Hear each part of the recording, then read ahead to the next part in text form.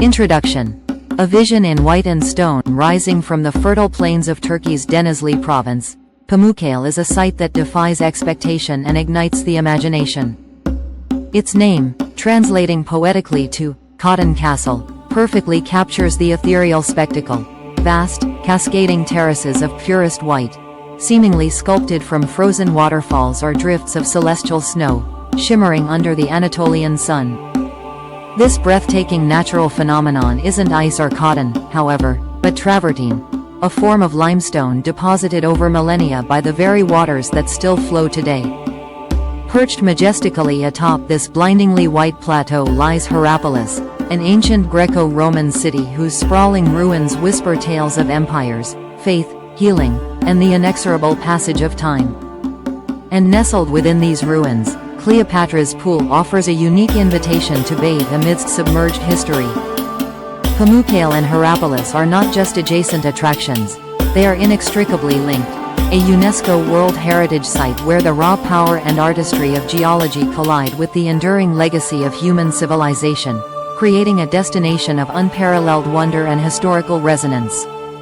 This is a place where the earth bleeds warmth and mineral riches, where emperors sought cures, where early Christians forged communities, and where modern travelers stand awestruck at nature's masterpiece intertwined with ancient stone. Part 1. Pamukkale, the travertine terraces, nature's sublime masterpiece, the geological marvel. The source. The story begins deep underground. Rainwater seeps through the earth, absorbing volcanic carbon dioxide, forming weak carbonic acid, and heat from magma chambers below the Denizli basin. This hot, acidic groundwater dissolves vast amounts of calcium carbonate from the region's limestone bedrock. The journey. Under pressure, this supersaturated, mineral-rich water, approximately 35 degrees Celsius or 95 degrees Fahrenheit, is forced upwards along fault lines and fissures. It emerges at numerous hot springs on the plateau's edge, notably at the ancient site of Hierapolis and the modern terraces. The transformation. Upon exposure to the open air, three key things happen. Pressure drop.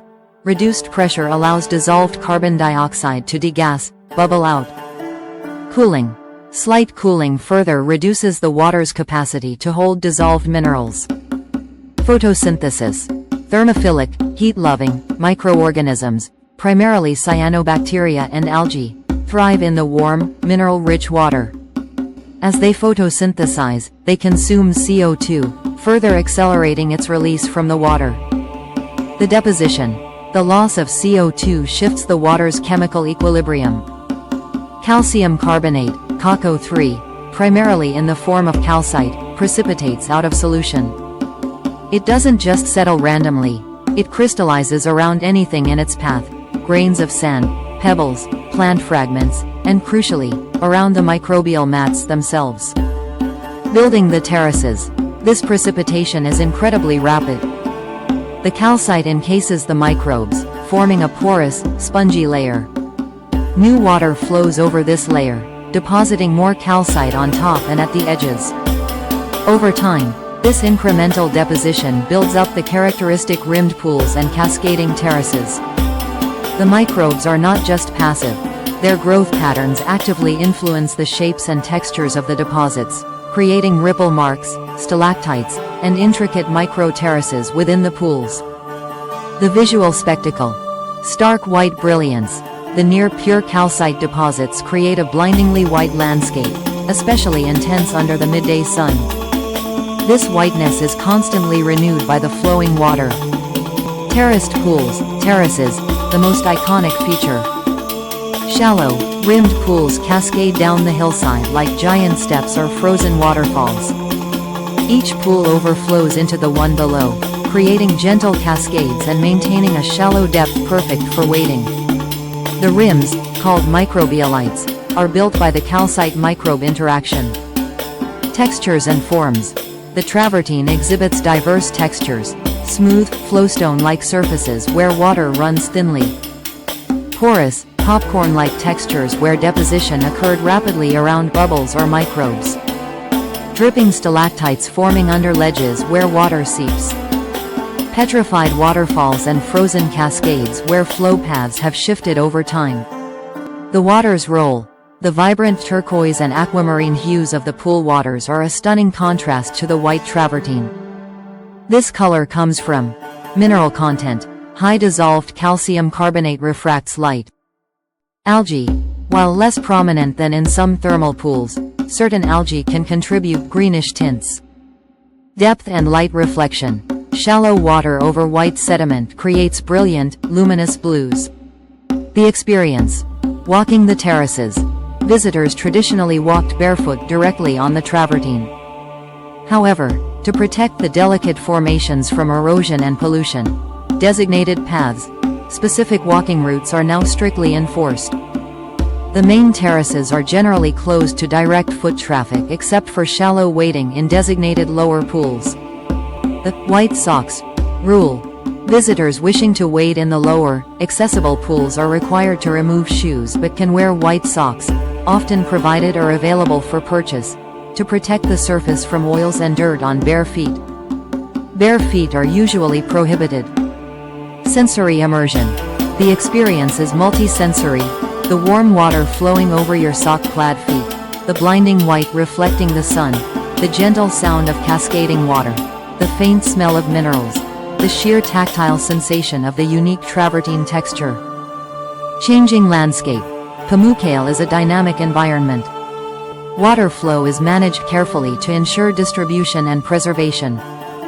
Terraces can change color slightly, yellowish tints from iron oxides, darker areas where water flow has ceased, and new formations slowly grow while older ones can become dormant or erode.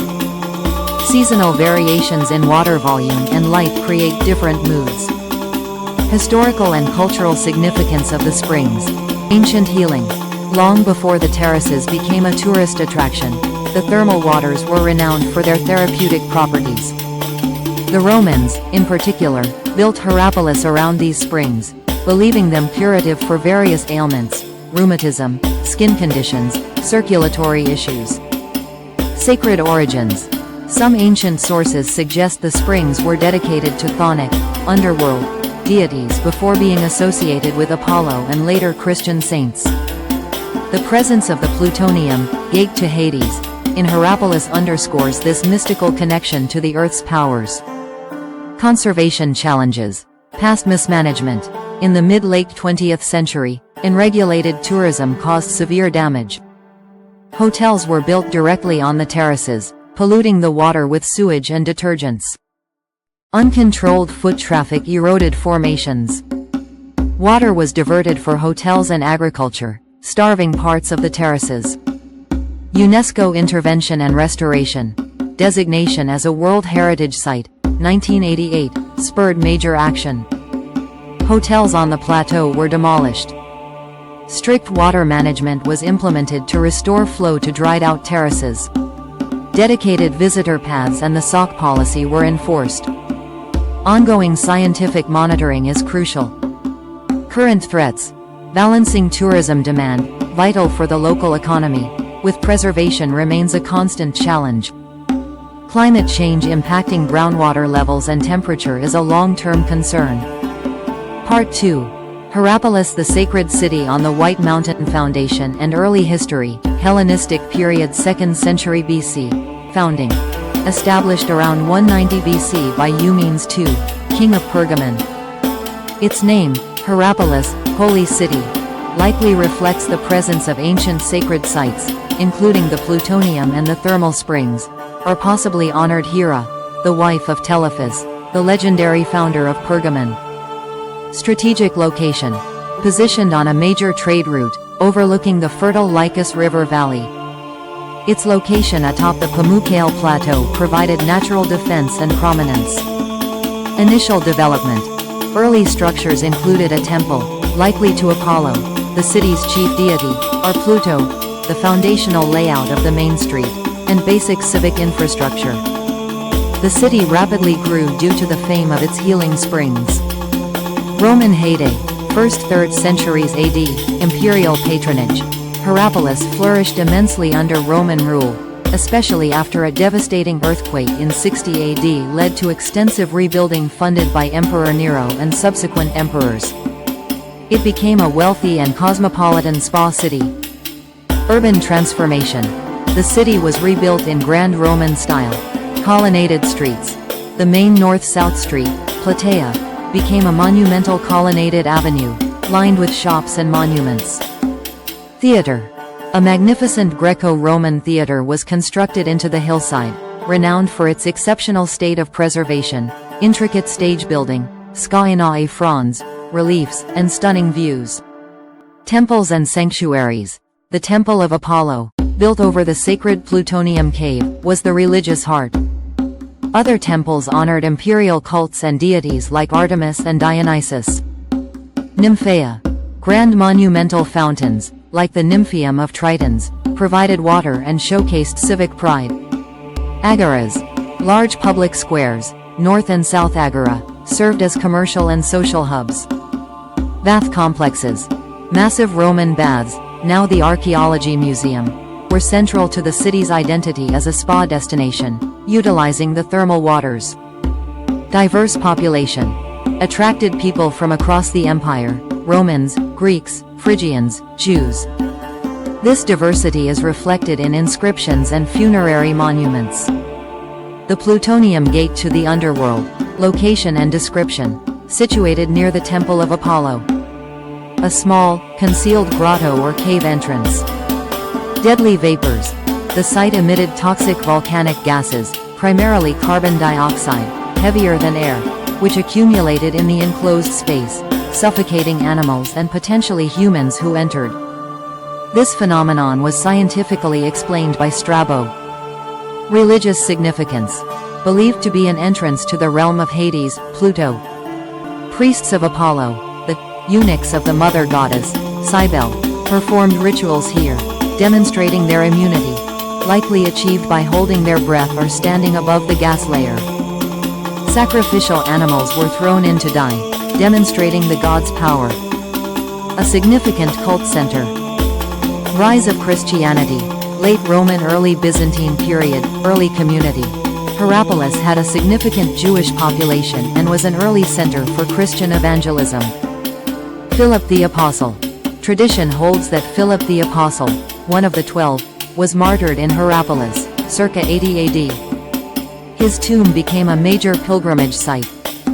Martyrium of Saint Philip.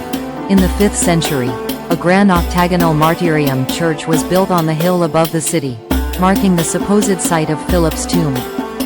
It's a major Byzantine architectural landmark with radiating chapels. Episcopal See. Hierapolis became an important bishopric. Church councils were held here. Numerous churches were built within the city walls during the 5th–6th centuries AD. Transformation. Pagan temples were often converted or replaced by churches. The city's identity shifted from a pagan healing center to a Christian pilgrimage destination. Byzantine era and decline. 4th–14th centuries AD. Continued importance. Remained a significant regional center within the Byzantine Empire, though likely less prosperous than its Roman peak. The pilgrimage to St. Philip's Martyrium sustained it. Earthquakes.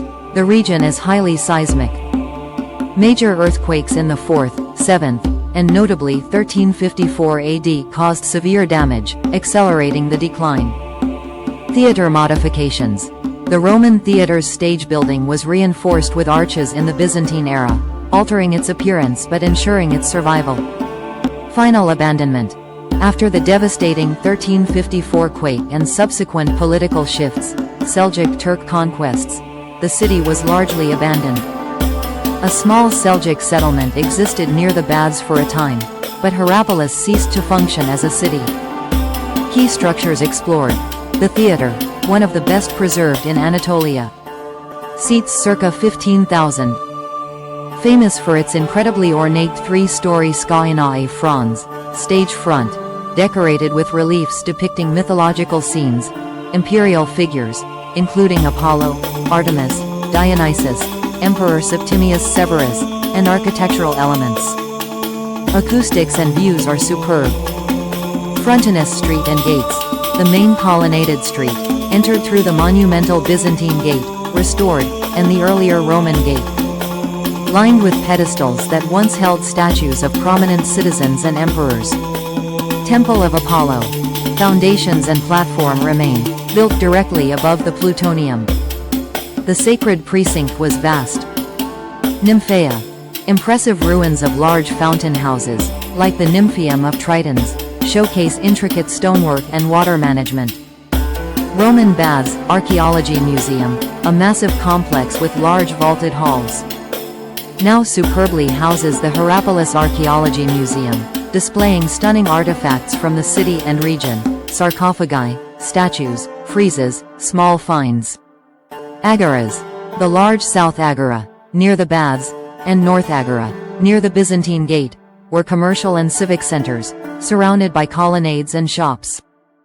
Martyrium of St. Philip. Located outside the main city walls on a hilltop, Necropolis Hill. Its unique octagonal central plan with radiating chapels and courtyards is a masterpiece of early Byzantine architecture. Offers panoramic views. Necropolises. Hierapolis boasts one of the largest and best-preserved ancient cemeteries in Turkey, stretching over 2 kilometers along the main roads. It features diverse tomb types, tumuli, mound tombs, large, circular burial mounds for elite families. Sarcophagi.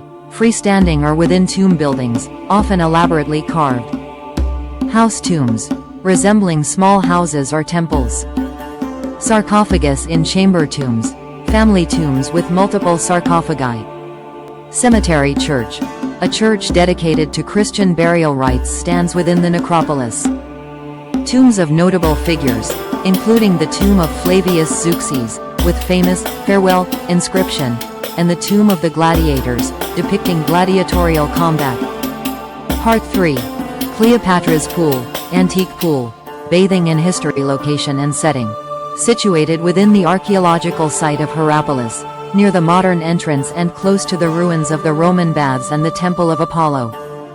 It's an open-air thermal pool surrounded by ancient ruins and lush greenery. The legend versus reality. The myth. Local lore claims that the legendary Egyptian queen Cleopatra VII swam in this very pool during her visit to Hierapolis, enchanted by its beauty and healing properties. Some stories even suggest Mark Antony built it for her. Historical context. While Cleopatra traveled extensively, there is no credible historical evidence linking her to Hierapolis. The association is a romantic 20th century invention for tourism. Actual origin. The pool is the result of a massive earthquake, likely the devastating 7th century AD quake, that caused the collapse of part of the Roman Baths complex or adjacent structures.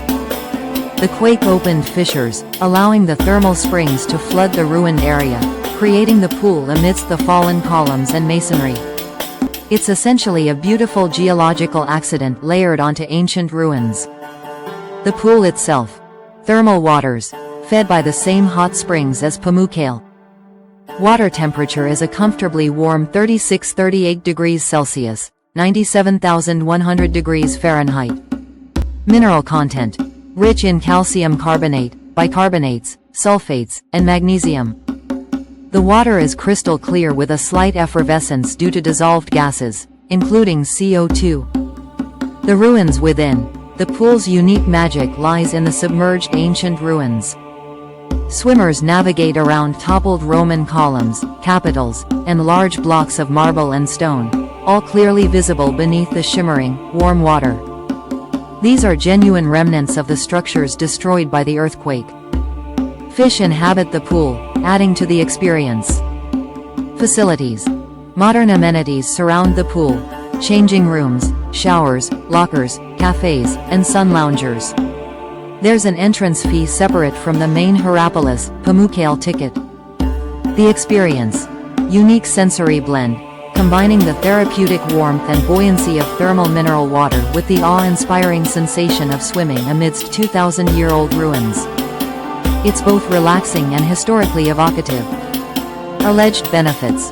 While the Cleopatra connection is myth, the mineral waters are genuinely believed to have therapeutic properties similar to Pamukkale's springs, potentially beneficial for skin, circulation, and rheumatism. The experience is undoubtedly rejuvenating. Visitor tips: popular and can get crowded, especially midday. Early morning or late afternoon offers a more serene experience. Bring swimwear, a towel, and a waterproof camera, phone case. Shower before entering. Be mindful of the submerged stones. Relax, float, and soak in the unique atmosphere. Outro. An enduring legacy of stone, water, and spirit. Pamukkale and Hierapolis stand as a profound testament to the dynamic interplay between the forces of nature and the aspirations of humanity. The travertine terraces of Pamukkale are not merely a beautiful landscape, they are a living geological process, a slow-motion cascade of mineral-laden water painting the hillside in brilliant white, a canvas continuously reshaped by time, microbes, and the Earth's inner fire. They embody nature's patient artistry, creating a spectacle of surreal beauty that has captivated and healed for millennia. Crowning this natural wonder, the ruins of Hierapolis tell a rich, multi-layered human story. From its Hellenistic foundation and Roman grandeur as a cosmopolitan healing center, through its transformation into a significant Christian pilgrimage site, to its eventual silence after seismic blows, the city reflects the rise, adaptation, and fall of civilizations. Walking its colonnaded streets, gazing at the majestic theater's intricate carvings, contemplating the eerie plutonium, or exploring the vast necropolis, one feels the echoes of emperors, priests, merchants, gladiators, early Christians, and countless ordinary citizens who walked these stones. The martyrium of Saint Philip whispers of faith, while the submerged ruins of Cleopatra's pool offer a uniquely tangible connection to the past, blending relaxation with history in an unforgettable embrace. This UNESCO World Heritage Site is more than the sum of its parts. It's where the warmth of the earth meets the coolness of flowing water to create blinding white stone. It's where pagan mysteries gave way to Christian devotion. It's where the pursuit of healing, both physical and spiritual, drew people for centuries. Pamukkale and Hierapolis challenge us to appreciate the immense power of geological time, the fragility and resilience of human endeavors, and the enduring allure of places where nature and history intertwine so dramatically. To visit is to witness a masterpiece sculpted by water and time, layered with the dreams and dramas of countless generations, a truly sacred landscape that continues to inspire awe and wonder in all who behold it. It is a reminder that beauty can emerge from the earth's depths, and grandeur can endure, even in ruin. Please like, share, and subscribe to our channel.